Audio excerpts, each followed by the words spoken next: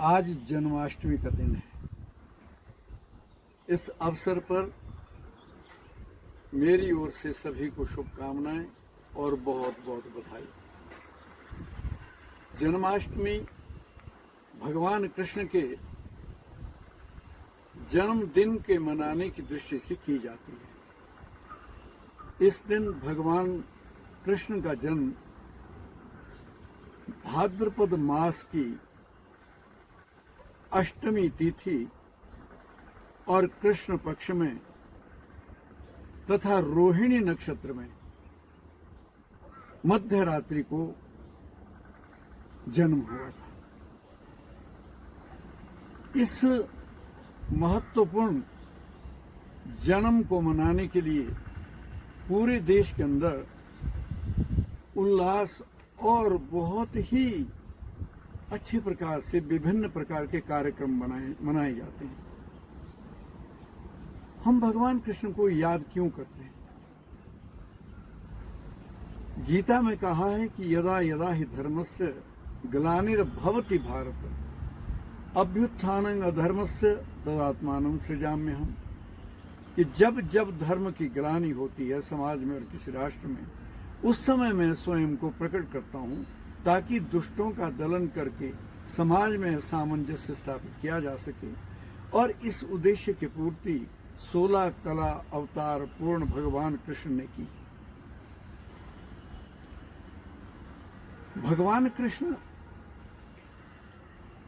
वसुदेव और देवकी के पुत्र थे। देवकी कंस की चचेरी बहन थी, कंस कृष्ण के मामा थे। और वसुदेव ययाति वंश में एक यदु हुए और उस यदु के वंश में ही वसुदेव हुए। इसीलिए यदु के कारण से कृष्ण के वंश को यादव वंश कहा जाता है। जैसा मैंने कहा कि भगवान कृष्ण का जन्म ईसा से 3228 वर्ष पूर्व हुआ।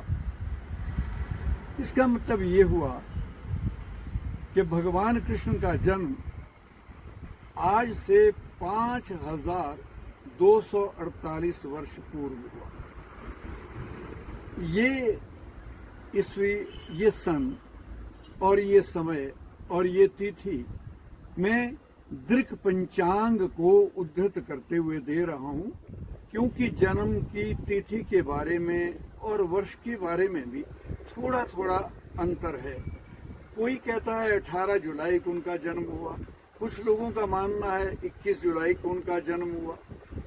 परंतु ये तो सत्य है कि उनका जन्म जो है वो कृष्ण पक्ष की, भाद्रपद के कृष्ण पक्ष की अष्टमी तिथि को हुआ।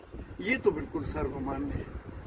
उन्होंने अपने जीवन में दुष्टों का दलन करने के लिए जो प्रयास किया, उसके कारण से भारतीय जीवन और समाज की दिशा ही बदल गई। भक्ति, ज्ञान, कर्म का जो अनूठा उदाहरण भगवान कृष्ण दे गए, वो तो युगों युगों के लिए हमेशा जीवित बना रहेगा। गीता एक ऐसी पुस्तक है जिसमें भगवान कृष्ण ने अर्जुन को ज्ञान दिया। और ज्ञान क्या दिया? उन्होंने कहा कि हम पहले भी थे, आज भी हैं, आगे भी रहेंगे। अर्जुन, तुमको ये मालूम नहीं कि पिछले जन्मों में तुम क्या थे, आगे क्या बनोगे। मुझे सब चीज का पता है, मैं जानता हूं, क्योंकि आत्मा अमर है, आत्मा मरती नहीं है, हमारा मात्र शरीर छूटता है। ये संसार के लिए गीता का सबसे बड़ा उपदेश था। और हम बड़े सौभाग्यशाली है कि हमने गीता जैसे ग्रंथ को भगवान कृष्ण के मुखारबंद से प्राप्त किया और उसके ज्ञान से आज पूरा आध्यात्मिक जगत ओतप्रोत है। अब मैं 2-4 बातें और कहना चाहता हूं, और वो ये कि ये राधा कौन थी। राधा गोपिका थी गोकुल में, और वो गोपिकाओं की एक नायिका थी। राधा ने भगवान कृष्ण का अंतिम समय तक साथ दिया। वो कुछ समय के बाद जब महाभारत का अंत हो गया उसके पश्चात भी राधा द्वारिका भगवान कृष्ण को मिलने गई। कुछ समय यहाँ रहने के बाद राधा ने कहा, कृष्ण एक बार अपनी बंसुरी बजा दो और मैं अब प्राण त्याग करना चाहती हूँ। तो वो कहते हैं कि राधा ने जब भगवान कृष्ण की अंतिम बार बांसुरी सुनी तो उन्होंने अपने प्राण त्याग दिए। भगवान कृष्ण एक ऐसा व्यक्तित्व रहा इस संसार के अंदर, जिन्होंने कोई भी ऐसा क्षेत्र है जीवन का जिस पर उपदेश नहीं दिया, जिस पर अपने आप को ढाला नहीं, चाहे वो कर्म का क्षेत्र था, चाहे वो भक्ति का क्षेत्र था, चाहे वो ज्ञान का क्षेत्र था। मैं ये समझता हूं कि आज का दिन हमें बहुत ही उल्लास के साथ क्यों मनाना चाहिए। इसलिए मनाना चाहिए क्योंकि हमारे राष्ट्र के भगवान कृष्ण जो हैं वो प्रेरणा स्रोत रहे हैं। और किसी भक्त ने कहा कि कृष्णस्त्वदीय पद पंकज पंजरांते अद्यैव विशतु में मानस राजहंस प्राण प्रयाण समये कपवात पित्ते कंठावरोधन गते स्मरणं कुतस्ते। इसका मतलब ये है कि हे भगवान, तुम्हारे कमल रूपी पिंजरे में, तुम्हारी चरण कमल रूपी पिंजरे में मेरा मन आज ही बंद हो जाए, मैं उसका एक ऐसा पक्षी बन जाऊं कि उसमें बंद रहूं, अर्थात मैं आपकी भक्ति आज से ही करता रहूं। क्योंकि फिर क्या पता है ये प्राण पखेरु कब उड़ जाए। जिस समय प्राण जाते होंगे, कफ हो जाए, वात हो जाए, पित्त हो जाए, या और कोई व्याधि हो जाए, या प्राण जाने के समय में मैं कुछ बोल न सकूं, कंठ का अवरोधन हो जाए, फिर मैं आपकी कैसे उपासना करूंगा, कैसे मैं आपको याद करूंगा।